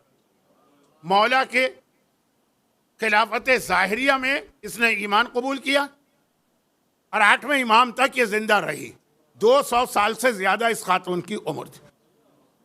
अब इसके दरमियान, क्योंकि आपने 25 मुहर्रम को यकीनन ये वाक़या कभी ना कभी सुना होगा, पूरा एक अशरा सज्जादिया होता है 21 से 25, इसके दरमियान एक मौजिज़ा भी आ रहा, और वो उस मौजिज़े के अंदर एक ऐसी चीज़ भी आ रही है जो बाद मोमिनीन ने मुझसे एक दुआ भी के बारे में भी कहा है। सारी चीज़ें आ रही हैं और वाक़या का वादा पहले हो चुका है। हबाबा कहती हैं कि जब मैंने ईमान कबूल कर लिया, बाद में पैदा हुई हैं ये रसूलुल्लाह के बाद या बिल्कुल रसूल की ज़िंदगी के आखिरी सालों में, हबाबा, तब मेरी तमन्ना थी कि मैं किसी तरह से जानशीन रसूल की ज़ियारत करूँ। हम और आप कैसे तड़पते हैं इस वक्त भी, अगर 2.5 करोड़ से 3 करोड़ करबला में पहुँचे ज़री की ज़ियारत के लिए, तो अगर खुद आका हुसैन होते क्या हालत होती मोमिनों की। तो अब यह कि हबाबा तो मौला है इस वक्त, तो अली खलीफा ज़ाहिर है, तो ज़ियारत करना, ईमान तो कबूल कर लिया, कलमा तो पढ़ लिया, लेकिन क्या ही मज़ा आ जाए कि ज़ियारत करूँ। चुनाचे अपने कबीले से निकल के कूफे में दाखिल हूँ। लोगों से कहा कि इस वक्त पहले मस्जिद कूफा में गई, नहीं थे मौला, कहाँ है अली? लोगों ने घड़ी देखी, ये वाली घड़ी नहीं, जो भी घड़ी हो, खुद मस्जिद कूफा के सहन में भी तो एक घड़ी लगी है ना, वो पुरानी घड़ी, वो जो एक पिलर है। लोगों ने कहा कि अली तो ये तो टाइम हुआ है 10 बजे का। याद रखिए कि ये घड़ियां इतना सही टाइम नहीं बताती हैं जितना देहात में रहने वाला एक आदमी खाली सूरज को देख के बता देगा। अब फजर का वक्त आ गया, अब सूरज निकलने वाला है, प्याज का वक्त आ गया, अब जोहर है, इतना एक्यूरेट उनका हिसाब होता है सूरज को। लेकिन मैं कहीं और जा रहा हूँ। लोगों ने कहा ये तो वक्त है कि जब अली बाज़ारों का सर्वे दौरा करते हैं कि बाज़ारों में तो कोई गड़बड़ नहीं है। ये भी कल का एक मौजूद था, रिस्क हराम तो नहीं हो रहा यहाँ पे। अली की हुकूमत में रिस्क हराम बदतरीन जुर्म है, जुर्म। पूरी एक तकरीर हो चुकी थी। अब देखिए, अब मेरी मजबूरी शायद देख रहे हो कि बातें इतनी आ जाती हैं, मैं कुछ नहीं कह पाता, लेकिन इशारे होते हैं। कहा ये तो बाज़ारों में दौरा कर रहे हैं, बाज़ार में मिलेंगी। वो बाज़ार कूफा में पहुँचे, वाक़ई देखा उन्होंने कि बाज़ार कूफा का वो इलाका, बाज़ार के अलग हिस्से होते हैं ना, यहाँ कपड़े की दुकान, यहाँ सोने की दुकान, यहाँ आटे चावल ग्रोसरी बकाया, यहाँ पे गोश्त की दुकान, तो जो मीट मार्केट थी गोश्त की, उसमें लोग जा रहे हैं। क्यों जा रहे हैं? इसलिए कि वहाँ एक बड़ा मजमा, ये भी पहुँची, औरत थी, लोगों ने रास्ता दे दी, आगे गई, मौला की ज़ियारत कर ली। वो सारा जुमला मैं छोड़ देता हूँ। मौला के हाथ में कोड़ा, और एक दुकानदार को जो मछली बेच रहा है मौला कोड़ा मार के उठा रहे हैं और गुलाम से कह रहे हैं कि इसकी दुकान को बंद करके सील कर दो, इसे बिजनेस की इजाजत नहीं। अहनफ इब्ने फुरात मौला के एक बहुत ही करीबी शागिर्द और साहबी, उन्होंने कहा या अमीर अल मोमिनीन, लेकिन ये मछली बेच रहा है ना, कोई शराब तो नहीं बेच रहा, खंजीर का गोश्त तो नहीं बेच रहा। कहा नहीं, देखते नहीं है, ये बगैर छिलके की मछली बेच रहा। तो मौला ये क्या है? कहा ये बनी इसराइल की एक कौम थी, बल्कि मौला का जुमला था ममसूखे बनी इसराइल बेचने वाले दुकानदार। ममसूख कहते हैं कि इंसान को जब जानवर बना दिया जाता, जो अजाब पहले आया, और दूसरी या तीसरी तकरीर में इशारा था। मौला ने कहा कि ये बनी इसराइल के वो जो पूरी कौम को अल्लाह ने अजाब दे के मस करके ख़त्म, वो तो मर जाते हैं, फिर उसी शक्ल में अल्लाह एक जानवर पैदा करता है ताकि जब वो जानवर देखो वो अजाब याद आ जाए। कहा कि ये बनी इसराइल की मंसूख को बेच रहा। अहनफ इब्ने फुरात ने कहा मौला ये कौन लोग थे? कहा बनी इसराइल की कौम थी जो अपनी दाढ़ियाँ शेव किया करते थे। अल्लाह के नबी ने 3 मरतबा वार्निंग दी, तुम फेले हराम कर रहे हो, वो नहीं माने तो अजाब आ गया। तो क्या हमारे में से कुछ लोग भी अगर यहाँ इमाम बाड़े से बाहर जाएंगे तो वो मछली बन जाएंगे? नहीं, ये रसूल की अजमत है कि उनकी वजह से हम बचे हुए हैं। ये आ चुका है, इसलिए मैं रिपीट नहीं कर रहा हूँ, वरना इसी जुमले को मज़ा लेके बयान करता तो आपको और मज़ा आता, लेकिन अब वक्त भी कम है और आ चुका। कहा कि ये बनी इसराइल की कौम थी, 3 वार्निंग मिली थी, लेकिन यहाँ तो 300 वार्निंग मोमिन को मिलती है, वो नहीं समझता है। तीसरी वार्निंग के बाद अजाब आ गया, अल्लाह ने उनको बगैर छिलके की मछली बना दिया क़यामत तक के लिए, ताकि कोई इसको देखे तो याद आ जाए ये गुनाह भी है और फिर ये चीज़ ये मछली हराम हो गई। ये मौला का वो वाक़या है जो हमारे उन तीनों उलमा ने लिखा। हमारी हदीस की 4 अहम किताबें हैं, लेकिन लिखने वाले 3। अच्छा, तीनों बड़े अजीब हैं, यानी तीनों का नाम मोहम्मद है, तीनों की कुन्नियत अबू जाफ़र, सेम नाम सेम कुन्नियत। मोहम्मद इब्ने याकूब कुलैनी, मोहम्मद इब्ने बाबू है शेख सदूक, मोहम्मद इब्ने हसन तूसी। अबू जाफ़र अबू जाफ़र अबू जाफ़र कहते हैं इनको मुहद्दिसूना सलासा, हमारे 3 बड़े इल्म हदीस के माहिर। सारी किताबें हदीस की नहीं की, तीनों की किताब में ये वाक़या, मैं किसी ज़ईफ़ सी किताब से नहीं पढ़ रहा हूँ, तीनों किताबों में वाक़या। मौला ने पहले तो इस गुनाह की शिद्दत बताई कि ये इतना मामूली गुनाह ना समझो।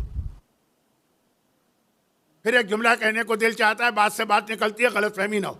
हाँ, मजबूरियों में गुनाह कबीरा तक जायज़ हो जाता है। शायद जो जुमला आया था कि शराब भी जायज़ होती है और वाजिब भी हो जाती है कभी, बस इतना सा जुमला कि मसाइल को पूरा सीखें, मजलिस से एक पैगाम ले, लेकिन अमल करने के लिए मर्ज़ी का फतवा दे के। हो सकता है कुछ लोगों के लिए दाढ़ी मुंडवाना वाजिब हो और कुछ के लिए जायज़ हो, वो एक अलग बहस। अभी इसी वाक़े में एक जुमला आ रहा है जो इससे मिलते जुलते एक मसले को वाज़े करेगा। क्या मिलता जुलता मसला है? मर्द के लिए दाढ़ी है तो औरत के लिए हिजाब है ना। मसला हिजाब का एक बहुत अहम पहलू इसी एक ही वाक़े में आ रहा। हबाबा कहती हैं कि जब वो मौला ने सजा की, दुकान बंद कर दी, अपना वो विज़िट मुकम्मल किया, मकाम रहबा में पहुँचे, कूफे के करीब एक महल्ला है, बहुत इसका नाम रिवायतों में आता। वहाँ मौला जाके बैठे, ज़रा सांस ले रहे, मैं करीब गई। मौला ने इशारे से मुझे बुलाया और कहा तुम यहाँ क्यों आई हो? ज़ियारत करना थी, कर ली। तो मौला मैं आपकी इमामत की कोई दलील अपने पास लेना चाहती हूँ। रिसालत की दलील से मजलिस शुरू हुई है, इमामत की दलील पे मजलिस अब ख़त्म हो रही है। मौला ने कहा अच्छा। चारों तरफ देखा, एक छोटा सा पत्थर था, उसको उठाया और अपनी अंगूठी उस पर रखी, जैसे मोम के ऊपर आप कोई चीज़ रखें तो उसका नक्श बन जाता है ना। मैं ट्रेनिंग नहीं दे रहा हूँ किसी को चोरी करने की, इसी तरह से तो चोर लोग जो है ना वो चाबियों की नकल बनाया करते हैं ना। तो खैर मौला ने नक्श बनाया, बिल्कुल सख्त पत्थर, या वो बहुत मशहूर है पत्थर पे अलमदीन का गाड़ा किसने, तो मौला का हर जगह का मौजज़ा है। अंगूठी रखी, पत्थर पे नक्श बनी, दे दिया। कहा कि ये न सिर्फ मेरी इमामत की दलील है, बल्कि मेरे बाद जो इमामत का दावा करेगा उसके सामने ये पत्थर पेश करना। अगर इसी तरह से वो अपनी अंगूठी का नक्श इसके ऊपर बना ले तो वो इमाम होगा और मुफ्तरिज़ ताआ होगा, उसकी इताअत वाजिब है, और जो ये ना कर सके उससे बेजारी इख्तियार करके हट जाना, रख ली, हिफाजत से रख ली। अब मैं वाक़े को मुख्तसर करता हूँ। इमाम हसन का ज़माना आया, ये उनसे मिलने मदीने गई। इमाम हसन ने इसको देखा, भी इसने कुछ कहा नहीं, बुलाया, कहा तुम इमामत की दलील लेने आई हो ना? फर्जंद रसूल आपको कैसे पता चला? कहा मैं इमाम हूँ, मैं दिलों के हाल को जानता हूँ। लाओ वो पत्थर। बहुत मैं जल्दी जल्दी आगे बढ़ रहा हूँ। तो एक मरतबा इमाम, फिर इमाम हुसैन का ज़माना आया। मस्जिद नबवी में इमाम हुसैन हलाल और हराम के मसाइल की लोगों को तालीम दे रहे थे। देखा बुलाया, करीब वही जुमले। अब वो जुमले मैं 8 दफ़ा तो नहीं रिपीट करूँगा। इमामत के दलील, लाओ पत्थर, अपनी अंगूठी का निशान। अब चौथा इमाम का ज़माना आया। कहती है जब वो शाम से वापस आए, आज के मसाइब भी यही होंगे, आज का मरसिया भी आपने सुना वो भी यही था। जब शाम से आए तो अब मैं उनकी ज़ियारत के लिए गई, लेकिन वहाँ 2 मसले हो गए। एक तो ये कि मैं उस वक्त तक बहुत बूढ़ी हो चुकी थी। 113 साल की उसकी एज उस वक्त हो चुकी थी, 113 साल। और चौथा इमाम भी उस वक्त इतना इबादत में लगा था, रुकू सिजदा नमाज, वक्त ही नहीं मिल रहा था कि मैं इमाम से कोई बात करूं। एक मरतबा मैंने खाली हाथ के इशारा किया, इन्हें दरख्वास्त का इशारा किया। इमाम ने नमाज रोकी, मुझे करीब बुलाया, अंगूठी लाओ। मैं बहुत मुख्तसर कर रहा हूँ, ये सब जुमले हैं, लेकिन ना टाइम है ना ज़रूरत है, मजमा समझ रहा है। इमाम ने अपनी अंगूठी रख के उसके ऊपर मोहर लगाई। कहा मौला मैं बहुत बूढ़ी हो गई। सिर्फ इतना कहा। अब ये आपने अभी सुना होगा 25 मुहर्रम को, मुझे यकीन है मैं तो जहाँ भी अशरा सज्जादिया पढ़ता हूँ ये वाला वाक़या, ये वाला टुकड़ा वाक़े का चौथे इमाम वाला पढ़ता हूँ। इमाम ने कहा मौला मैं बहुत बूढ़ी हो गई, चला नहीं जाता बुढ़ापे की वजह से। अब वो जुमला तो उसने नहीं कहा जो उसके दिल में था कि या अल्लाह मुझे मौत दे दे या कम से कम इतनी ताकत दे देना। देखिए एक मंजिल आती है बुढ़ापे की कि आदमी एक तरह से अपाहज हो जाता है, दूसरों पे बोझ बन जाता है। कहते या मौत आ जाए या ताकत आ जाए। तो इसने मौत की बात तो नहीं कही, वो इस्लाम में एक मकरू है, बात तो कहते हैं हराम है मौत की तमन्ना। तो कहा मौला बस। इमाम ने एक इशारा उंगली से किया, पैगंबर ने इशारा किया, चांद के टुकड़े हुए। अली ने इशारा किया, सूरज पलट आया। इमाम ने इशारा किया, इसकी जवानी पलट आई, जुलेखा की तरह से बुढ़ापे से दोबारा जवान हो चुकी है। 25 मुहर्रम के मजलिस में कभी सुनिएगा पूरा तफसीली वाकया। फिर खुद ही इमाम ने एक सवाल किया। इससे चौथा इमाम है ये, जिसके हवाले से या याम अज़ा के आखिरी दिन मसाइब चौथे इमाम के होते हैं। अब ये जुमला सुनी, इसने सिर्फ ये दरख्वास्त कीजिए कि बुढ़ापा मुझे परेशान कर रहा। इमाम ने इसे यूसुफ ने जुलेखा की जवानी पलटा, इमाम ने इसकी जवानी पलटाई, ताकतवर सेहतमंद हो गई।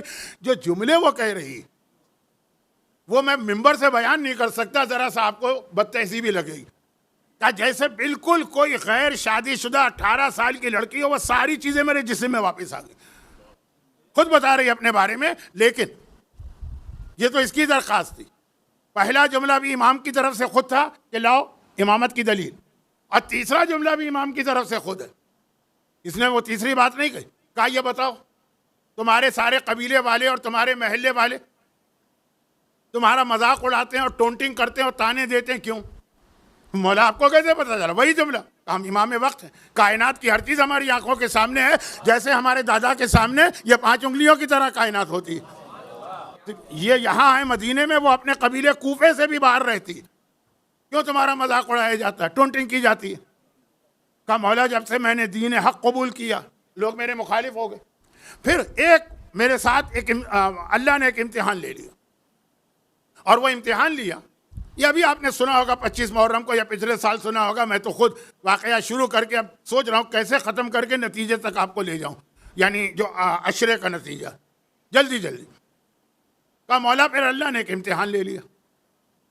वो इम्तिहान चौथे इमाम का भी लिया गया था, लेकिन चौथे इमाम का इम्तिहान अलग था। इम्तिहान एक था, तरीक़े अलग थे। यानी बीमार,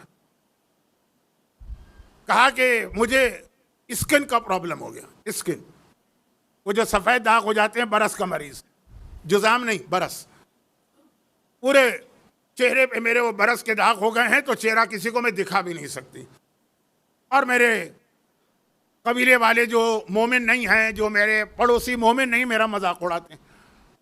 देखो और इमाम को मानो, इससे भी अल्लाह सख्त अजाब देगा। शक्ल ज़रा बदनुमा हो जाती है ना, चेहरा लोगों के सामने पेश करने का दिल भी नहीं चाहता है। तो कहा बस मौला ये है। उसने इमाम से कुछ कहा नहीं। इमाम ने खुद पूछा तेरा मजाक क्यों उड़ाया जाता है? सब लोग कहा और कोई बात होती तो था, लेकिन लोगों ने कहा ये तो दुश्मनी अहले बैत की निशानी है, और बहुत सारी बातें।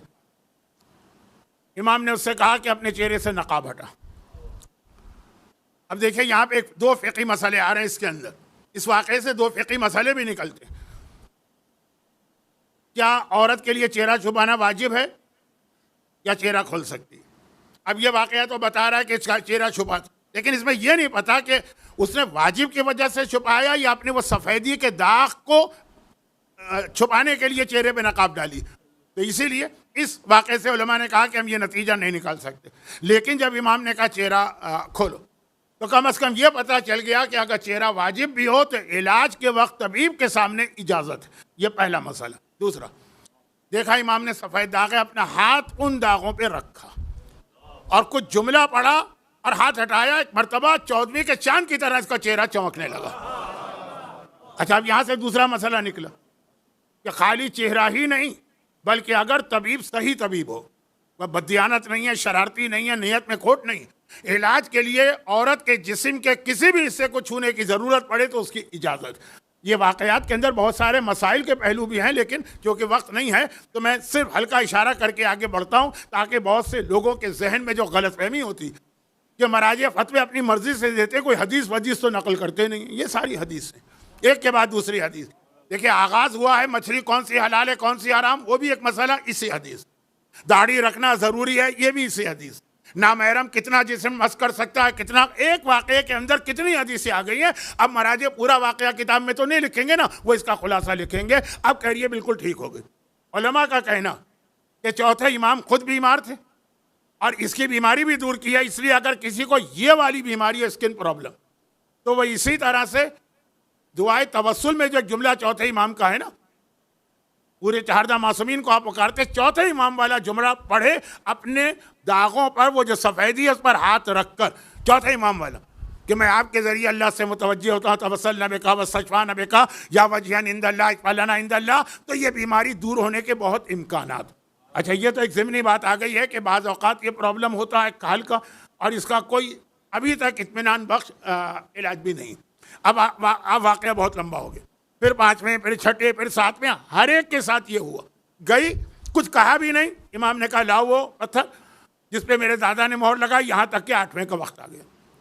8वां इमाम, जहाँ से 2 दिन जो रब्त भी 8वें इमाम के हालात का था। मौला अली से वाक़या शुरू हुआ, पहले अली से वाक़या शुरू हुआ, औसत अली पे पहुँचा, इमाम के घर में गई और वही उसने, उस वक्त इसकी उम्र 2 साल हो गई, 200 साल हो गई। चौथे इमाम के ज़माने में 115 साल, 113 साल, अब मज़ीद 100 साल गुजर गए। और इमाम के घर में पहुंची तो इमाम ने उसके ऊपर तस्दीक की। अब ये 8वें इमाम का वाक़या आ गया। उसके बाद कहा, इसने कहा कि मौला, अब जब से ये मेरा दाग वगैरह सब दूर हुआ है ना, उस वक्त से लोग मेरे और दुश्मन हो गए, और दुश्मन हो गए। क्यों? पहले उसके ये जो दाग थे, बीमारी थी, हर एक जानता। अब जब मैंने जाके बताया कि मेरे आका और मौला ने इसको ठीक किया, तो मेरे इस जुमले से इमामत का पैगाम कबीले में फैल रहा। भाई जो आम लोग हैं वो कह रहे अच्छा उन्होंने मौजज़ा दिखाए, वो सच्चे इमाम होंगे। तो जो दुश्मनान अहले बैत मेरे कबीले में मेरी जान के दुश्मन हो रहे कि मेरा वजूद कल तक देखा था, 2 चीज़ें देखी थी, मेरा बुढ़ापा, मेरी बीमारी, और अब दोनों चीज़ों का ख़त्म देखा कि मैं जवान भी हो गई हूँ, बीमारी भी दूर हो गई। तो इमामत का पैगाम मेरी वजह से फैल रहा है, मेरा वजूद इमामत की दलील बन रहा है, मौला मेरी जान को ख़तरा।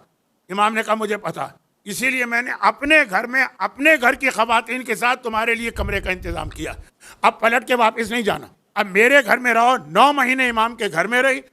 9 महीने के बाद इसी इमाम के घर में इसका इंतकाल हुआ। जो कफन इमाम ने अपने लिए तैयार किया था वो घर की ख़वातीन को दिया कि ये वाला कफन इसको पहनाओ, ये हमारी इतनी पक्की मानने वाली मोमिना थी। पहले इमाम से 8वें इमाम तक ये तहफ़्फ़ुज़ रिसालत हो रहा है। मुझे अना नासरन या रसूलुल्लाह का जुमला था। मगर एक बात ज़रूर, इसे मौजिज़े से जवानी मिली, मौजिज़े से इसकी वो बीमारी दूर हुई जिसका अभी तक कोई इत्मीनान बख्श हल नहीं है।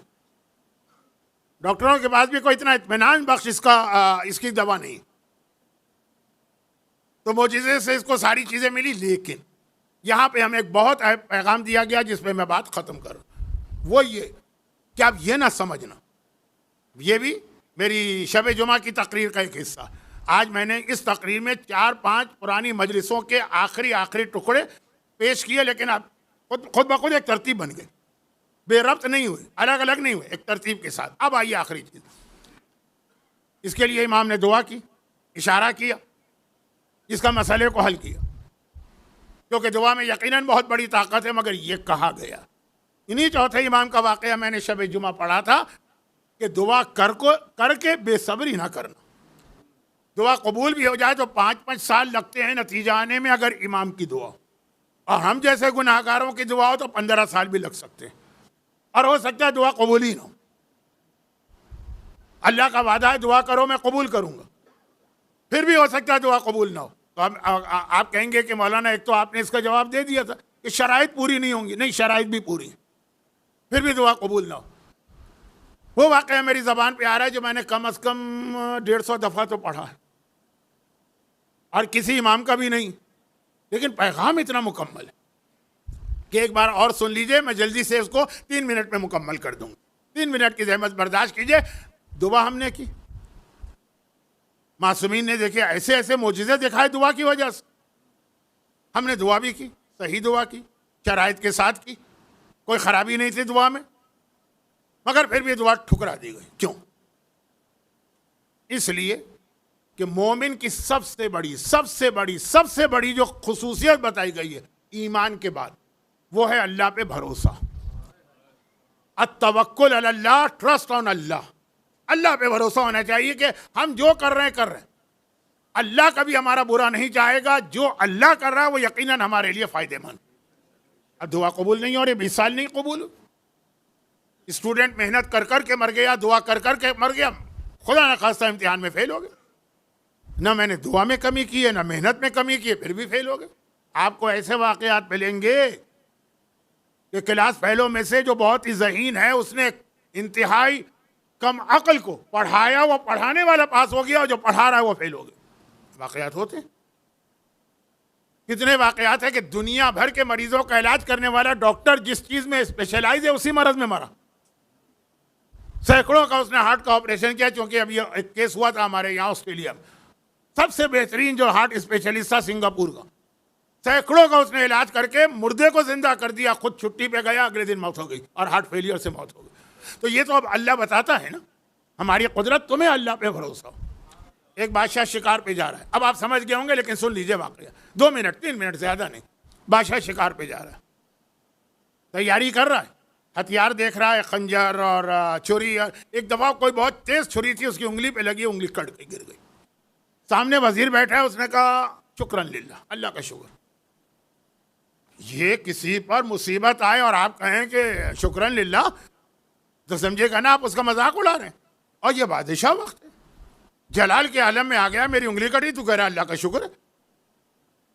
जेल में डाल दो, मैं अभी आके इसका फैसला करूंगा। शिकार की सारी तैयारियां हैं, सारा सामान है, सवारियां तैयार है, देर हो रही। शिकार का एक टाइम होता है, सुबह का वक्त निकाल दिया, जानवर जाके छुप जाएंगे, अब कहीं अगले दिन की बारी आएगी, चलना चलेगा।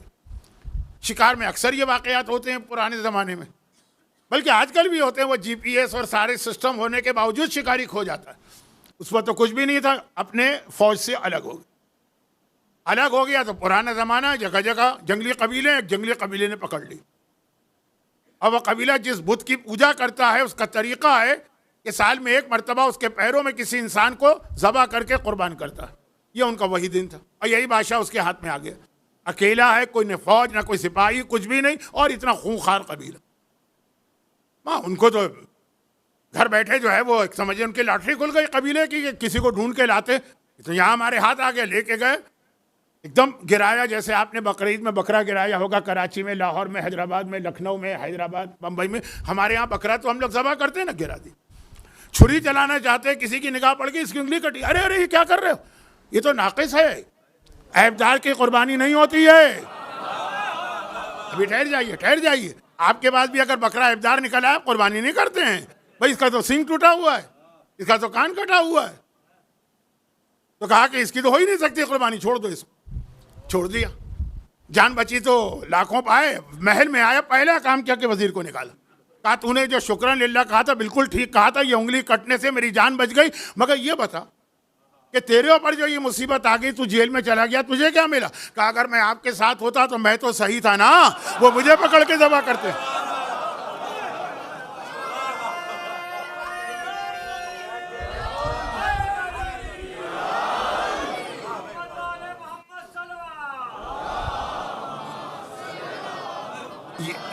ये आपका मजलिस का जोश आपका अकीदा बनना चाहिए कि मेरी उंगली कटी तो मेरी जान बची, और वो जेल में गया तो बादशाह के साथ न रह सका तो इसलिए उसकी जान बची। यानी आप दुआएं भी करें, आप अमाल भी करें, आप वजीफे भी पढ़ें, आप सारी मेहनत करें, और फिर भी अगर नतीजा ना निकले, ये यकीन रखिए कि इसमें अल्लाह ने आपके लिए आइंदा कोई और बेहतरी रखी, ये यकीन।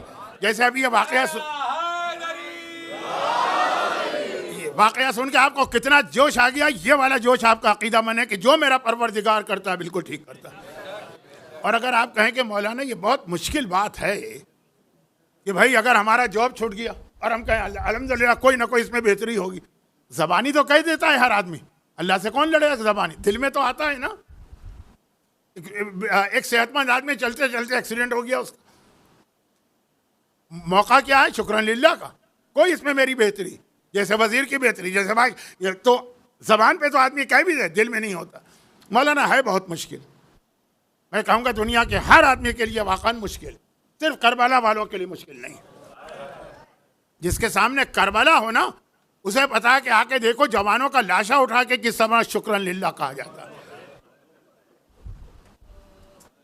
मैं अक्सर एक जुमला कहता हूँ, बस अब मेरे आखिरी जुमले हैं आज के, और वो ये कि आजकल एक प्रॉब्लम बहुत ज्यादा, वो क्या है? लोगों को टेंशन, डिप्रेशन, एंजाइटी, कोई इलाज नहीं है। जितनी इसकी दवाएं हैं ना, वो सारी की सारी इंतहाई खतरनाक है इंसान के लिए, और सारी दवाएं असर खोती हैं। डोज बढ़ाइए, फिर डोज बढ़ाइए, फिर डोज बढ़ाइए, कोई तरीका नहीं। ये एंजाइटी और ये डिप्रेशन की बीमारी है। मेरा जुमला याद रखिएगा कि दुनिया का हर आदमी एंजाइटी का, डिप्रेशन का मरीज हो सकता है। अहले बैत के जानने वाले को कभी एंजाइटी नहीं हो सकती, हो ही नहीं सकती। जो अहले बैत को मान रहा है दोनों हवाले से, इतना उसका अहले बैत पे भी भरोसा हो कि वह अपने चाहने वालों को परेशानी में नहीं देखेंगे, और इतना उसका यकीन हो कि अगर परेशानी में देख रहे हैं तो ये परेशानी हमारे मुस्तकबिल के लिए बेहतर। पहली मजलिस में एक जुमला मैंने कहा था, आखिरी मजलिस में, और मैंने वादा किया था कि आगे मुकम्मल करूंगा, आज मुकम्मल हो रहा है इसी में मसाइब। आका हुसैन के लिए कुरान ने दो बहुत अहम लक़ब इस्तेमाल किए। लक़ब आका हुसैन के भी बहुत हैं। कुरान सिर्फ मौला अली का कसीदा नहीं पढ़ रहा है, आका हुसैन का भी कसीदा पढ़ रहा है। हमलत हो उम्मुहु कुरहा, माँ के शिकम में आए, कुरान ने कहा उस माँ को देखो कि जिसके शिकम में बच्चा है वो गम कर रही। कायनात की सिर्फ एक ही माँ थी, तो हुसैन की विलादत से पहले से लेके हुसैन का तस्करा कुरान ने शुरू किया। हुसैन दुनिया में आते मरज अल बहरैन यल्तक़ियान यख़रुजु मिनहुमा लुलु वल मरजान, और हुसैन की शहादत तक कुरान चला, या अय्युहन नफ्सुल मुतमइन्ना इरजिई इला रब्बिकी राज़ियतम मर्ज़िया। पूरी जिंदगी कुरान आका हुसैन की बयान कर रहा। मगर करबला के तक जब बात पहुंची, हुसैन की जिंदगी का दो लक़ब दिए कुरान ने। बाकी मैंने कहा ना जगह जगह लक़ब दिए, विलादत से पहले, विलादत के मौके पर, बाद में।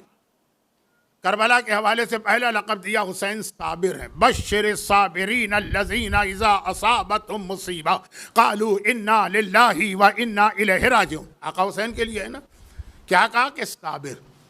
ये पहली मजलिस में थोड़ा सा सब्र का जिक्र हुआ, और उसके बाद कुरान ने सूरह फजर में क्या कहा? या अय्युहन नफ्सुल मुतमइन्ना, ऐ नफ्से मुतमइन्ना। मुतमइन्ना माने सेटिस्फाइड, बिल्कुल इत्मीनान। ये है अल्लाह पे भरोसे का नतीजा। ये कब कहा कुरान? जिस दिन हुसैन दुनिया में आए उस दिन नहीं कहा नफ्से मुतमइन्ना। जिस दिन हुसैन के नाना ने हुसैन को अपनी पुश्त पर सवार देखा और सजदे को तूलानी किया, उस दिन नहीं कहा।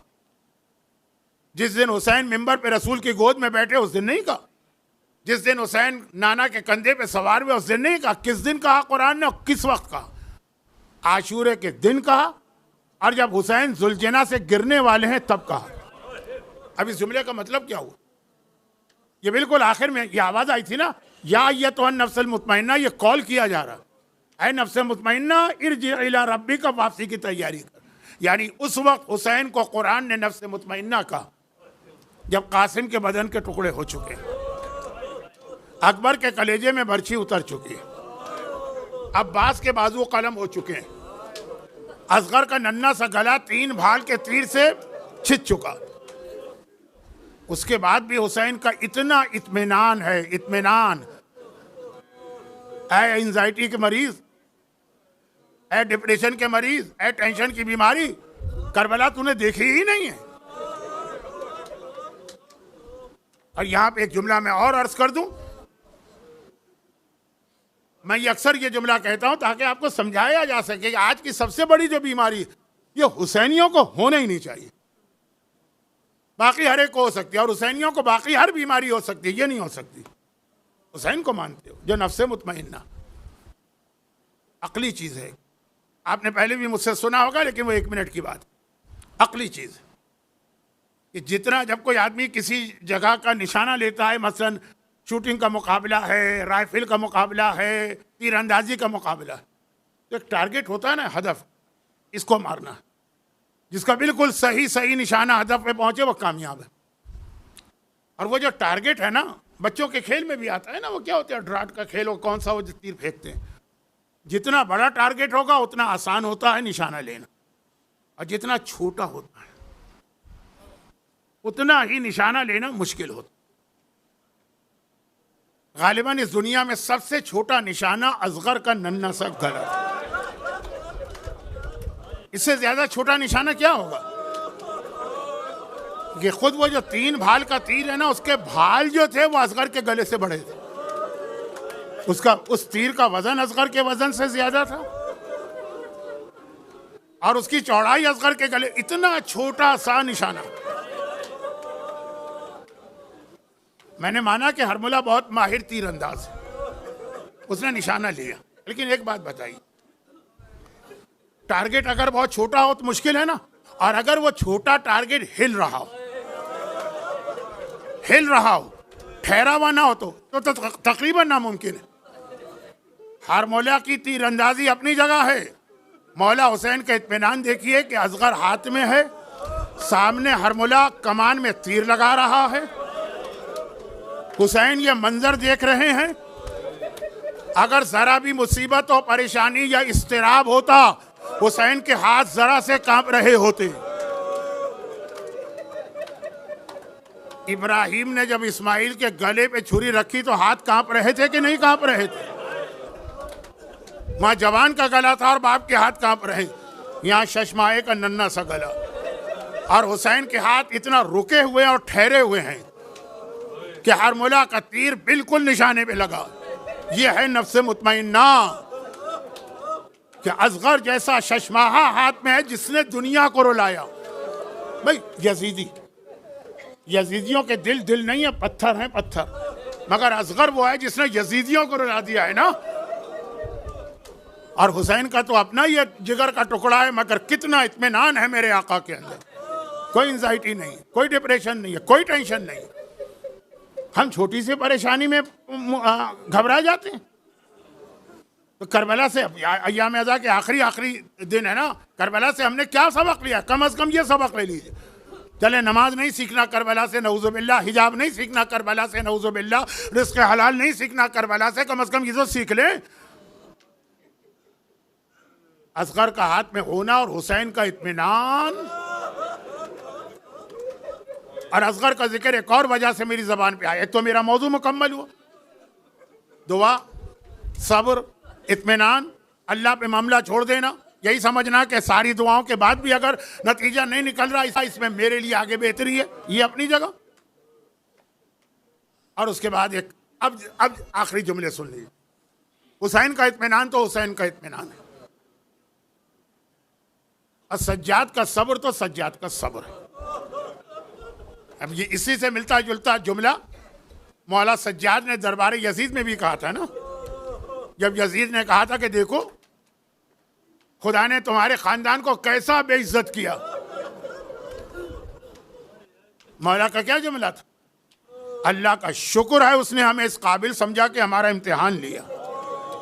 हर एक का इम्तिहान भी नहीं लिया जाता है। अब ये दो तो इमाम मासूम है, इनके सब्र और इत्मीनान को तो बयान करना एक तरह तौहीन महसूस होती। ज़ैनब कुबरा इस्मत सुगरा बेशक है, मगर 14 मासूमीन में नहीं आती है ना। ये करबला के बाद के सारे मराहिल ज़ैनब के सब्र की वजह से कामयाब हुए। अब एक जुमला मेरा सुन लीजिए जो मैं अक्सर कहता हूँ। 28 रजब, अभी 8 रबीउल अव्वल के मसाइब होते हैं, मदीना वापसी मैं आज पढ़ रहा हूँ। मदीना वापसी का मतलब यह है कि 28 रजब को जो काफिला चला था वो अपना जिहाद मुकम्मल करके मदीने में आ गया है ना।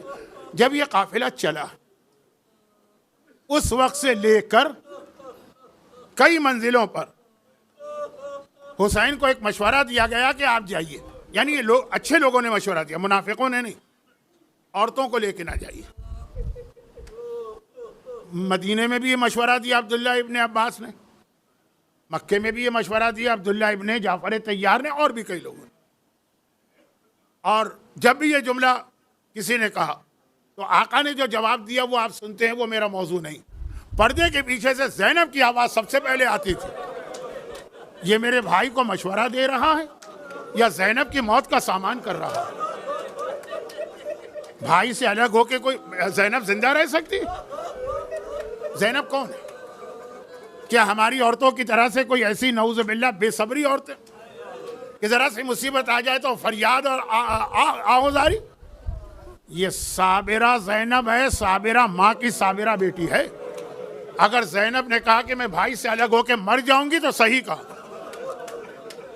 लेकिन फिर जब हुसैन आखिरी रुखसत के लिए असर आशूर आए थे और कहा था ज़ैनब मेरा आखिरी सलाम लो, तो ज़ैनब तो नहीं मरी। तौहीन वाला जुमला बन गया, लेकिन वक्त कम है, तौहीन की नियत से नहीं कह रहा। बार बार कह रही हैं कि भाई से अलग होकर मैं मर जाऊंगी। तो जब भाई से अलहदगी का वक्त आ गया, हुसैन ने अलविदाई सलाम किया, तो ज़ैनब तो हमको जिंदा ही नजर आई। क्या ज़ैनब वो गलत कह रही थी? नहीं, वो भी सही था, ये भी सही। कैसे? वाक़ान हुसैन का ये जुमला सुनकर के मेरा अलविदाई सलाम लो, ज़ैनब मर जाती, बल्कि समझिए मर गई। अगले जुमले ने मरी हुई ज़ैनब को जिंदा कर दिया। अगला जुमला क्या था? ज़ैनब मेरा अलविदाई सलाम लो, अब मेरा जिहाद और मिशन तेरे हवाले। अब हुसैन के जिहाद को तुझे मुकम्मल करना। बस ये जो जुमला सुना, भाई की सारी कुर्बानियों को मुझे बचाना है, नाना के दीन की हिफाजत मुझे करना है। मरती भी ज़ैनब जिंदा हो गई है। और किस तरह जिंदा हुई? फिर कूफे के बाजार देखिए, शाम के दरबार देखिए। और अब एक फितरी बात सुन लीजिए, मेरे पास वक्त नहीं है कि मैं उसकी मिसालें दूं। जब आदमी को कोई जिम्मेदारी दी जाए ना, और वो जरा सा एहसास है जिम्मेदारी उसके पास हो, तो जितना मुश्किल काम हो करता रहता है, पता ही नहीं चलता, ना भूख लगती है, ना प्यास लगती है, ना नींद आती है। अगर जिम्मेदारी, जब वो काम मुकम्मल होता है, एकदम से सारी थकन आ जाती है। मैं इसकी मिसालें शादी के हवाले से दे सकता हूँ। बेटी की शादी, कितना पागल है आदमी, लेकिन जब रुखसत कर दिया अब थकन आती। ज़ैनब ने जब पूरा जिहाद मुकम्मल कर लिया, हर जगह सब्र, लेकिन जब शहर मदीना नजर आया ना, जिहाद मुकम्मल हो गए। मदीने से चली थी, मदीने आ गई। अब एकदम से ज़ैनब का वो सब्र। एक जुमला मैं और कह दूं, बड़े जो है ना, बड़े, उनकी बहुत जिम्मेदारी होती है। कितनी ही बड़ी मुसीबत आ जाए, परेशानी आ जाए, उनको अपने आप पे कंट्रोल करना पड़ता है कि अगर हम भी परेशान हो गए तो हमारे छोटे जो है ना, ये क्या करेंगे।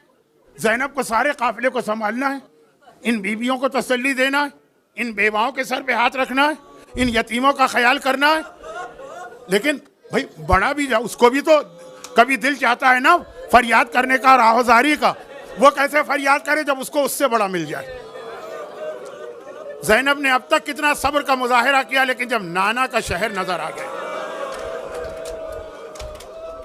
बस अब नाना वो है जहां जाके ज़ैनब भी, तौहीन के लिए नहीं कह रहा हूं, गोया एक बच्ची से बन जाएंगी कि फरियाद करेंगी तो नाना से करेंगी। लुटा हुआ काफिला शहर मदीना नजर आया। उम्मे कुलसूम ने फरियाद की, मदीना जद्देना ला तकबलीना, नाना के शहर हमें कबूल न करना, अब हम इस काबिल न रहे कि तेरे अंदर आए। आज भी वो जगह मदीने में है। अगर आपको किसी ने नहीं बताई तो याद रखिए, अभी भी है। उसका नाम है अंबरिया। बहुत बड़ी वो 4 दीवारी है, उसके अंदर एक छोटी सी मस्जिद है जहाँ के मसाइब पढ़ रहा हूँ, और इजाज़त है वहाँ जाने की। अंबरिया जो पुराना रेलवे स्टेशन था, वहाँ काफिला पहुँचा, वहाँ सामने मदीना नजर आता। कुलसूम ने तो फरियाद की। ज़ैनब ने क्या किया? ज़ैनब ने जलाल के आलम में सज्जाद को बुलाया। सज्जाद बेटा, अब जैनब शहर में रहने के काबिल नहीं है, हमारी सवारियां बिठा दे, हमारे खेमे यहीं लगा दे, अब सारी जिंदगी जैनब शहर के बाहर रहेगी। वो एक बहुत ही मशहूर मरसिया है ना कि जंगल में भरे कर को लुटा आई है जैनब, अब जैनब जंगल में ही रहेगी। मौला सज्जाद इमाम वक्त हैं, लेकिन उम्र में भी जैनब से छोटे हैं, रिश्ते में भी जैनब से छोटे। जैनब को हुक्म नहीं देना चाहते। जैनब का एक रुतबा है, एक फजीलत है, एक मंजिलत है। सवारियों को बिठा दिया, खेमे लगा दिए, बीबियां खेमों में चली गई। लेकिन मौला को एक चीज मालूम, मैं चूंकि रिश्ते में भी छोटा हूं और उम्र में भी, मैं कहूं तो बज़ाहिर मैं इमाम तो हूं, लेकिन बज़ाहिर गुस्ताखी लगेगी। हाँ, अगर जैनब से बड़ी आ जाए ना तो वो जैनब उनको नहीं मना करेंगे। अगर उम्मे सलमा आ जाएं, अगर जैनब की फूफी उम्मे हानी आ जाएं, नहीं, अगर जैनब की माँ अब्बास की माँ उम्मुल बनीन आ जाएं और वो आकर कहें कि जैनब बेटी चल, सज्जाद को पता है फिर जैनब मना नहीं कर सकती। चुनाचे इधर तो खेमे लगाए, उधर बशीर से कहा कि मदीने जा, और महल्ले बनी हाशिम में ऐलान कर दे कि हुसैन का काफिला आ गया। बशीर ने कहा कि मौला ये इतना अहम ऐलान होगा ना कि लोग मेरी बात नहीं मानेंगे, कैसे यकीन करे, कोई निशानी दीजिए। सज्जाद ने अब्बास का अलम बशीर को दिया, कहा मेरे चचा का अलम लेके जा, या अलम देखकर लोगों को तेरी बात पे यकीन आएगा। अब बशीर अलम लेके मदीने में दाखिल हुआ। आप में से जो लोग अंबरिया की जियारत कर चुके हैं, जो अंबरिया है मस्जिद के मगरिब में, महल्ला बनी हाशिम में मशरिक में, यानी पूरा मदीना क्रॉस करना होता है। आज की बात कर रहा हूँ, आज भी। अब ये जैसे ही दाखिल हुआ, पूरा मदीना इससे क्रॉस करके जाना। आलम लेके चल रहा है, हुसैनी काफिला आ गया। कह रहे एक जगह कुछ नौजवान खड़े हुए बातें कर रहे, मेरा ऐलान सुना, रुके, दोबारा सुना, एक दूसरे से कहा जल्दी चलो, हमारा दोस्त अली अकबर भी आ गया। अब मैं किसी से कोई बात नहीं करना चाहता हूं। महल्ला बनी हाशिम के बीच में पहुंचा, अलम मेरे हाथ में है, ऐ बनी हाशिम वालों हुसैनी काफिला आ गया। वो कहता है जैसे ही मैंने कहा, एक हुजरे का दरवाजा खुला, एक बच्ची ने सर बाहर निकाला, मेरा ऐलान सुना। जब मैंने दोबारा ऐलान दोहराया तो उसने एक मर्तबा घर को देखकर कहा, चचा मोहम्मद हनफिया, मेरा बाबा आ गया है, मुझे ले चले। मैं समझ गया ये हुसैन की यतीमा सुगरा है। अब मैं तीसरी मर्तबा ऐलान कर रहा हूं कि मुझे लगा कि कोई मेरे घुटने को पकड़ के हिला रहा। मैंने झुक के देखा, एक छोटा सा बच्चा था, मेरे घुटने को हिला रहा था। मैंने कहा साहबजादे तुम्हारा क्या मकसद? का एक बात बता, मेरा बाबा कहाँ गया कि उसका अलम तेरे हाथ में आ गया? मेरे बाबा का अलम तेरे हाथ में कैसे आया? मेरा बाबा कहाँ है? मैंने हाथ जोड़े, में समझ गया ये अब्बास का यतीम है। अब मैं क्या एक एक को जवाब दूं? मैंने कहा कि चलो बाहर जाके काफिला है, वहां खुद ही बातें कर लेना। अजीब काफिला मदीने से निकला। आगे आगे मोहम्मद हनफिया हैं, हुसैन के छोटे भाई, उंगली थामे वे सुगरा हैं। पीछे पीछे उम्मुल बनीन आ रही हैं, उम्मे हानी हैं, उम्मे सलमा हैं। अजीब काफिला चला। अभी जरा फासले पर है, काफिला आ गया करीब, वो जगह करीब आ गए, खेमे लगे। मोहम्मद हनफिया ने चीख मारी, मेरा भैया मारा गया। अरे आपको कैसे पता चला? अभी तो आप गए नहीं। क्या देखते नहीं? जब ये काफिला गया था सारे अलम सब्ज थे, अब सारे अलम काले और सियाह। काले अलम सियाह अलम बता रहे। और ये कह के काफिले में दाखिल होती एक ही सवाल किया, बस इतना बता दो मेरी बड़ी बहन जैनब कहाँ? मेरी बड़ी बहन है। लोगों ने कहा वो जैनब का खेमा है। मोहम्मद हनफिया खेमे में दाखिल हुए, मगर वो खेमा जैनब का नहीं था। वहां कोई बहुत ही ज़ईफ और बूढ़ी औरत बैठी। मोहम्मद हनफिया ने जल्दी से निगाहें नीची करके वापस, ऐ ज़ईफा मुझे माफ कर दीजिए, मैं तो इसे अपनी बहन का खेमा समझ के आया था। हाय वो ज़ईफा फरियाद करती है, भाई मोहम्मद हनफिया, ये कौन सा दिन आ गया कि भाई अपनी बड़ी बहन को नहीं पहचान रहा? वक्त बहुत गुजर गया, जल्दी जल्दी 2-3 जुमले। और जब पहचाना तो तड़प के कहा, मेरा भतीजा सज्जाद कहाँ है? भाई मरने वाले के वारिस को पुरसा देते हैं ना। ज़ैनब ने कहा सज्जाद बाहर है और पहचानना बहुत आसान है, पूरे काफिले में एक ही मर्द तो है ना। जाओ। मोहम्मद हनफिया बाहर आए, सज्जाद तो कहीं नहीं। एक 70 साल का बूढ़ा है जिसके सर के बाल सफ़ेद है, दाढ़ी के बाल सफ़ेद है, भवों के बाल सफ़ेद है, चेहरे पे झुर्री है, कमर झुकी हुई है। एक साल अगर कोई इतना भारी तौक पहनेगा ना,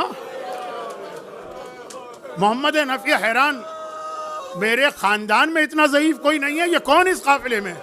लेकिन और क्या करे, कोई और मर्द है ही नहीं। करीब गए और जाके कहा कि है मर्द ज़ईफ, क्या तू जानता है मेरा भतीजा सज्जाद कहाँ? अरे वो बूढ़ा फरियाद करता है, चचा आना अली इब्नुल हुसैन, मैं ही तो आपका भतीजा हूँ।